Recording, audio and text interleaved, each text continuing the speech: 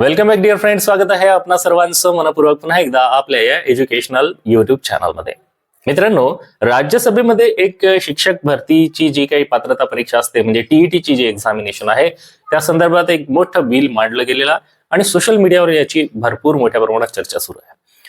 आता ही टीईटीची सक्ती खरोखर संपणार का, की जे कार्यरत शिक्षक आहेत त्यांना या टीईटी मधून सूट मिळणार आहे का, अशा ज्या महत्वपूर्ण गोष्टी आहेत त्या या व्हिडिओच्या माध्यमातून क्लिअर होणार आहे. टीईटीची सक्ती खरोखर संपली आहे का? काही जण म्हणताय की आता टीईटी लागणार नाही. टीईटी न दिल्यामुळे आता शिक्षकांची जी नोकरी आहे ती सेफ झाली आहे का?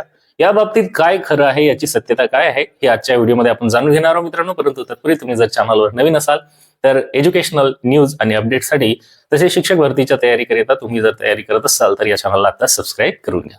बेल आयकॉनला प्रेस करा आणि नोटिफिकेशन बेलला ऑलवर सेट करा. चला तर मग जाणून घेऊया की काय आहे महत्वपूर्ण माहिती. सर्वात अगोदर एक गोष्ट आपण इथे क्लिअर करू शकतो की टीईटी म्हणजे काय, की टीईटी ही एक टीचर्स एलिजिबिलिटी टेस्ट आहे, शिक्षक पात्रता परीक्षा आहे जी सेंट्रल लेवलवर सीटीईटी म्हणून चालते आणि आपल्या राज्यामध्ये महाराष्ट्र राज्य शिक्षक पात्रता परीक्षा म्हणून घेतली जाते. भारतात शिक्षक होण्यासाठी ही परीक्षा अनिवार्य करण्यात आलेली आहे. याचं कारण असं की सुप्रीम कोर्टाने हा आदेश पारित केलेला आहे की टीईटी कंपल्सरी आहे. मग आता टीईटीची जी कंपल्सरीची अट आहे ही कुठून आली, तर राईट टू एज्युकेशन ऍक्ट 2009 हा कायदा लागू झाला. या कायद्याचा उद्देश काय होता, की शिक्षणाची गुणवत्ता वाढवणे, योग्य शिक्षकांची निवड करणे आहे की नाही, आणि त्या माध्यमातून विद्यार्थ्यांचा विकास करणे. माहिती का, 1 सप्टेंबर 2025 रोजी सुप्रीम कोर्ट ऑफ इंडियाने एक मोठा निर्णय दिला. बरं, मग आता टीईटी कंपल्सरी झाली. फक्त नवीन नाही तर जुन्या शिक्षकांना देखील ही टीईटी लागू करण्यात आली होती. कोर्टाने स्पष्ट सांगितलं की ही टीईटी आता इथून पुढे 2 वर्षांमध्ये पास करा. म्हणजे ज्या दिवशी कोर्टाने निर्णय दिला तेव्हापासून 2 वर्ष म्हणजे 1 सप्टेंबर 2027च्या अगोदर टीईटी परीक्षा पास करायची. ज्यांनी पास नाही केली तर त्यांचा काय होणार आहे की त्यांच्या नोकरीवर परिणाम होईल, त्यांना कंपल्सरी रिटायरमेंट घेणे भाग पडू शकते. यामुळे काय झाले की संपूर्ण देशभर काय झाले की शिक्षकांमध्ये भीतीचं वातावरण निर्माण झालं की बा आपण आता या शिक्षक भरतीला अशा अचानकपणे कसं काय सामोरं जायचं.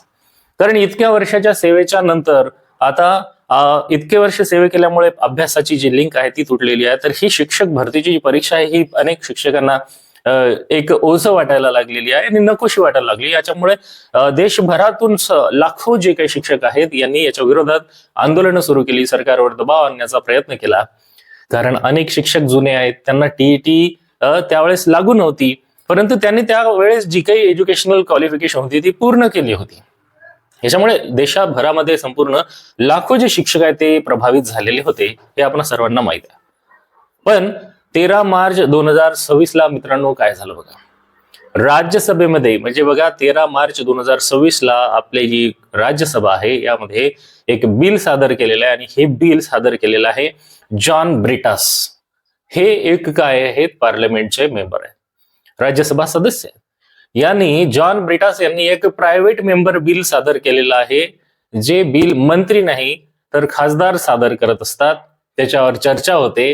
पण पास होण्याची शक्यता कशी आहे याची, तर आता एका खासगी बिलाला राज्यसभेमध्ये सर्वांनी सपोर्ट केला तर ते राज्यसभेमध्ये पास होतात, त्यानंतर ते लोकसभेमध्ये येत असते मित्रांनो, लोकसभेमध्ये देखील त्याच्यावर चर्चा होते. आता याच्यामध्ये मुद्दे काय आहेत हे आपण अगोदर जाणून घेऊया की जॉन ब्रिटास यांनी जे काही हे बिल या ठिकाणी सादर केलेलं आहे, कोण आहे ते बिल सादर करणारे जॉन ब्रिटास यांनी जे बिल मांडलेलं आहे या बिलामध्ये काय मुख्य मुद्दे आहेत हे आपण आता जाणून घेऊ.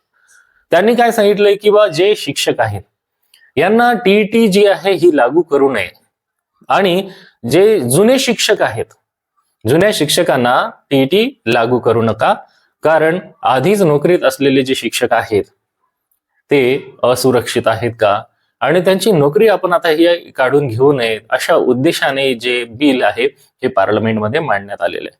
याचा मुख्य उद्देश आहे की जे नोकरीमध्ये शिक्षक आहेत आणि ज्यांची भरपूर वर्ष सेवा झालेली आहे तर त्यांची नोकरी सुरक्षित राहिली पाहिजे, अशा हिशोबाने त्यांनी हे जे बिल आहे पार्लमेंटमध्ये मांडलेलं आहे.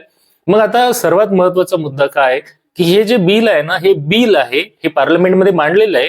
याच्यासाठी जे बिल आहे ते गॅझेटमध्ये देखील त्याचा इन्व्हॉल्वमेंट झालेला दिसून येत आहे. तुम्हाला बिल जर बघायचं असेल तर मी डिस्क्रिप्शन मध्ये आपल्या टेलिग्राम चॅनलची लिंक देतो, त्याच्यामध्ये तुम्ही ओपन करून ते संपूर्ण राजपत्र बघू शकता आणि ते बिल देखील तुम्हाला पाहायचं असेल तर ते पाहू शकता, डाउनलोड करू शकता. आता हा बिल जो आहे हा अजून कायदा झालेला आहे का, तर याचं उत्तर आहे नाही. म्हणजे राज्यसभेमध्ये हे विधेयक मांडलं गेलेलं आहे, ते एक खाजगी विधेयक आहे, त्याला पूर्ण पाठिंबा देखील मिळणं गरजेचं आहे आणि त्यानंतर ते पास झालं तर लोकसभेमध्ये जाणार. लोकसभेमध्ये त्याच्यावर काय होत असते, चर्चा होत असते, डिस्कशन होते.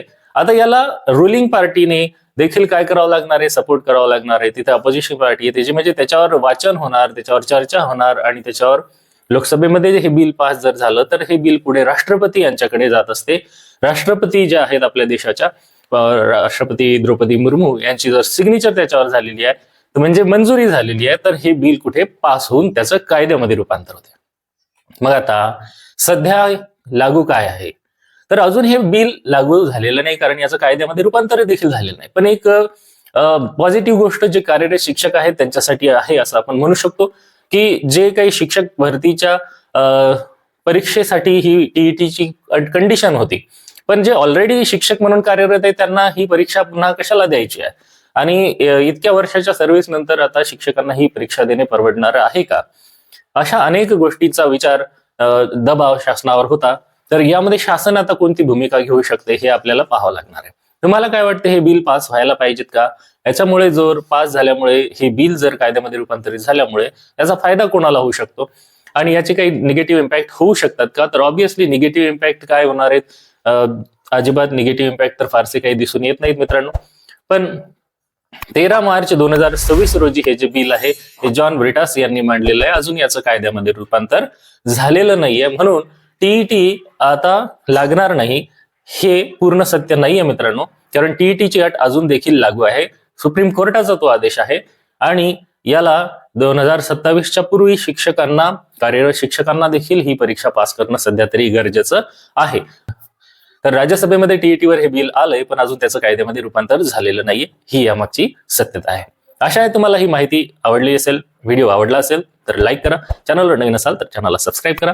याबद्दल तुमच्या काही प्रतिक्रिया असतील तर कमेंट बॉक्समध्ये नक्की नोंदवा. पुन्हा भेटूया नवीन व्हिडिओमध्ये नवीन माहितीसह.